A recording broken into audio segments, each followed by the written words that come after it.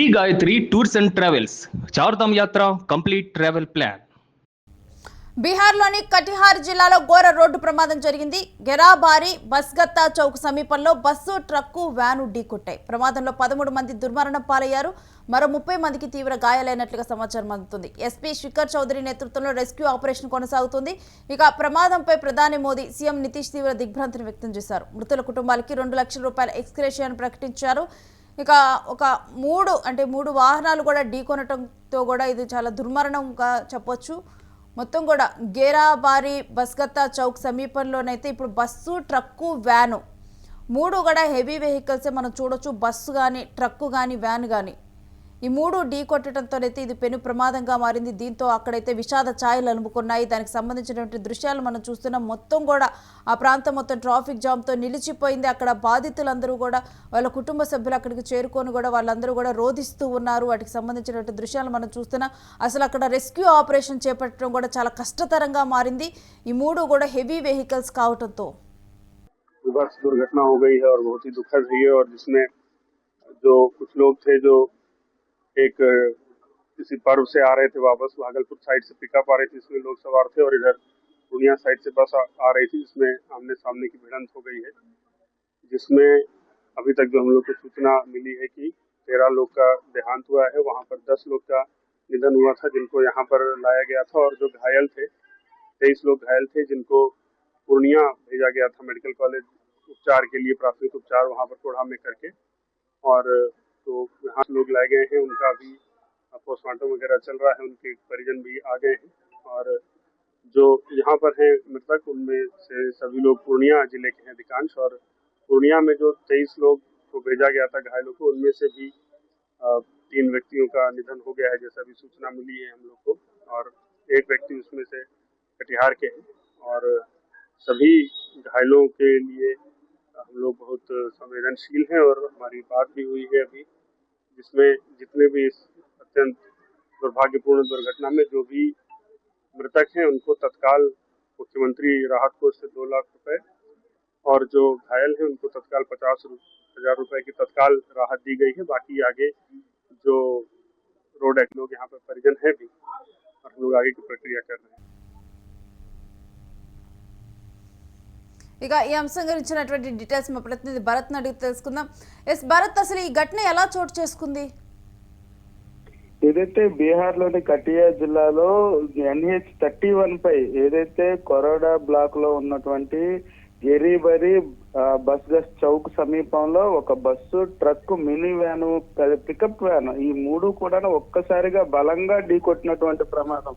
ఈ ప్రమాదం జరిగిన వెంటనే అక్కడ NH35 పూర్తిగా ట్రాఫిక్ జామ్ అవడంతో పాటుగా ఒక్కసారిగా 3 కూడా బలంగా ఢీకొట్టడంతో ప్రమాదంలో 13 మంది స్పాట్ లోనే మృతి చెందడం జరిగింది. 30 మంది క్షతగాత్రులు అయ్యారు. వాళ్ళందరినీ కూడా హుటాహుటిన స్థానిక పోలీసులు ప్రభుత్వ ఆసుపత్రికి తరలించడం జరిగింది. అయితే చూసినటువంటి ఘటనకు సంబంధించినంత వరకు బస్సు ఈ 3 కూడా ఒక్కసారిగా ప్రమాదం జరిగిన తర్వాత ప్రమాద తీవ్రత అంచనా వేస్తున్నటువంటి పరిస్థితి కనిపిస్తుంది. ఇంకా మృతుల సంఖ్య పెరిగే అవకాశం ఉన్నటువంటి సిచ్యువేషన్ కనిపిస్తుంది. రెస్క్యూ ఆపరేషన్ అయితే పూర్తి స్థాయిలో చేసినప్పటికీ కూడా అది అక్కడ జరిగినటువంటి ఘటన తీవ్రత దృష్ట్యా కూడా మృతుల సంఖ్య ఇంకా పెరిగే అవకాశం కనిపిస్తా ఉందంటూ కూడాను అధికారులు అంచనా వేస్తున్నటువంటి పరిస్థితి. మరి ముఖ్యంగా బస్సుకు సంబంధించినంత వరకు కూడాను ఆ రూట్ లో వచ్చేటప్పుడు నియంత్రణ కోల్పోవడంతో ఈ ఘటన జరిగిందంటూ కూడాను పోలీసులు ప్రాథమిక అంచనా వేస్తున్నటువంటి పరిస్థితి అయితే కనిపిస్తా ఉంది.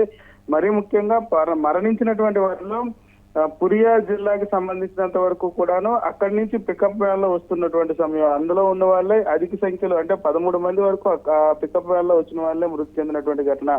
మరి బస్సులో ఉన్నటువంటి సంబంధించినంత వరకు కూడాను రెస్క్యూ ఆపరేషన్ చేసినటువంటి పరిస్థితి. పూర్తి స్థాయిలో క్షతగాత్రులను అయితే మాత్రం హాస్పిటల్ కి పంపించినటువంటి సిచ్యువేషన్ అయితే కనిపిస్తుంది. మృతుల సంఖ్య ఇంకా పెరిగే అవకాశం ఉందంటూ కూడా అధికారులు అంచనా వేస్తున్నటువంటి పరిస్థితి. అయితే మరీ ముఖ్యంగా ప్రభుత్వం ఏదైతే అక్కడ ఉండేటటువంటి ఘటనకు సంబంధించినంత వరకు కూడాను బస్సు అనేది నియంత్రణ కోల్పోవడంతో ఇంత ప్రమాదం జరిగిందంటూ కూడా అంచనా వేస్తున్నటువంటి పరిస్థితి. ప్రమాదం జరిగిన వెంటనే హుటాహుటిన స్థానిక ఎస్పీతో పాటుగా పోలీసులు రెస్క్యూ ఆపరేషన్ చేస్తున్నటువంటి సిచ్యువేషన్ అయితే కొనసాగింది. అయితే అక్కడ పూర్తి స్థాయిలో ట్రాఫిక్ జామ్ కూడా పెద్ద ఎత్తున ఏర్పడినటువంటి పరిస్థితి. ఈ ఘటనతో ఒక్కసారిగా దేశవ్యాప్తంగా కూడా సంచలనంగా మారినటువంటి పరిస్థితి. ఇప్పటికే ఈ ఘటనకు సంబంధించి బీహార్ ముఖ్యమంత్రి నితీష్ కుమార్ తీవ్రంగా దిగ్భ్రాంతిని వ్యక్తం చేశారు. మృతుల కుటుంబాలకు సంబంధించినంత వరకు 2 లక్షల రూపాయలు చొప్పున, గాయపడిన వారికి 50,000 చొప్పున ఎక్స్గ్రేషియా ప్రకటించినటువంటి పరిస్థితి.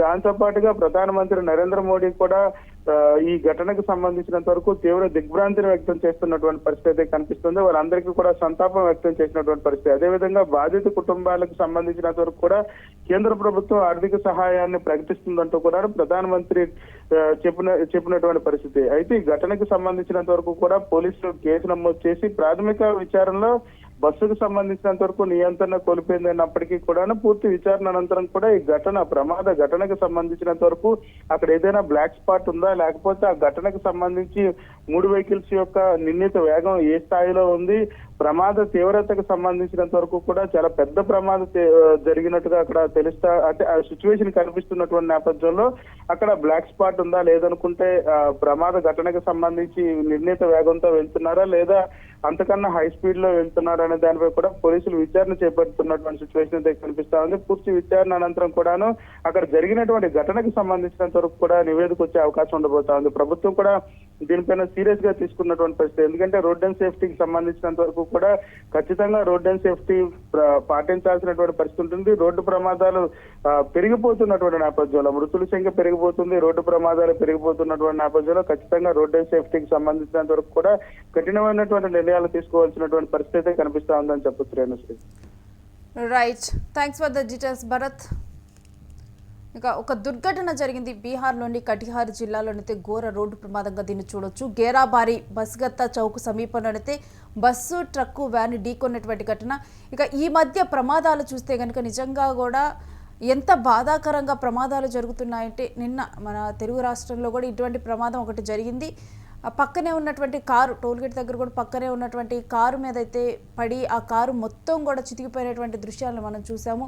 ఈ రకంగా కూడా అత్యంత ఘోరమైన రోడ్డు ప్రమాదాలు జరుగుతూ ఉన్నాయి. ఎంత సేఫ్టీ అంటే మనకి మనమే చాలా సేఫ్టీ పాటించాల్సిన పరిస్థితి. అంటే కొన్ని ప్రమాదాలని మనం అవాయిడ్ చేయలేకపోవచ్చు, కానీ కొన్నిటిని మాత్రం మనం చాలా జాగ్రత్తగా ఉండి రోడ్డు మీదకి వచ్చినప్పుడు చాలా జాగ్రత్తగా స్పీడును నియంత్రణలో ఉంచుకోవాలి. ఎందుకంటే ఇక్కడ నమ్ముకొని కూడా కుటుంబాలు ఉంటాయి.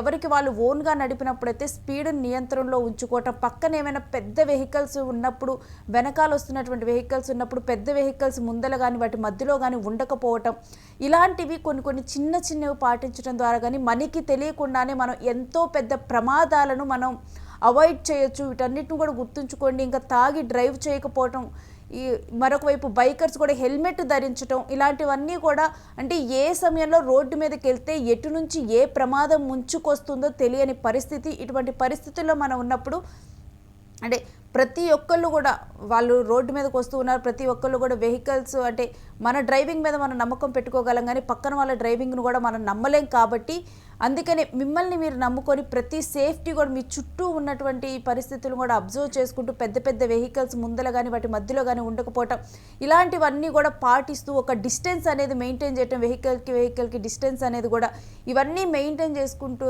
ఉంటే కనుక ప్రమాదాలను కొంతైనా అవాయిడ్ చేయొచ్చు. కానీ ఈ ప్రమాదం మాత్రం నిజంగా కూడా అక్కడ చాలా విషాద ఛాయలు నలుపుకునేలా చేస్తుంది. ఎవరికి వాళ్ళు కూడా ఇంకా ఏంటంటే ఎండాకాలం వచ్చిందంటే ఇలాంటి ప్రమాదాలు మరింతగా కూడా పెరిగిపోతూ ఉంటాయి. బస్సుల్లో ప్రయాణించేటప్పుడు కానీ ఎప్పటికప్పుడు కూడా మన చుట్టూ ఉన్నటువంటి పరిస్థితుల్ని, ఇప్పుడున్న పరిస్థితుల్లో ప్రయాణాలను అయితే చేయకుండా ఉండలేము. సో అటువంటి పరిస్థితుల్లో మనమే చుట్టూ ఉన్నటువంటి సిచ్యువేషన్స్ని అబ్జర్వ్ చేసుకుంటూ చాలా జాగ్రత్తగా ఉండాలి.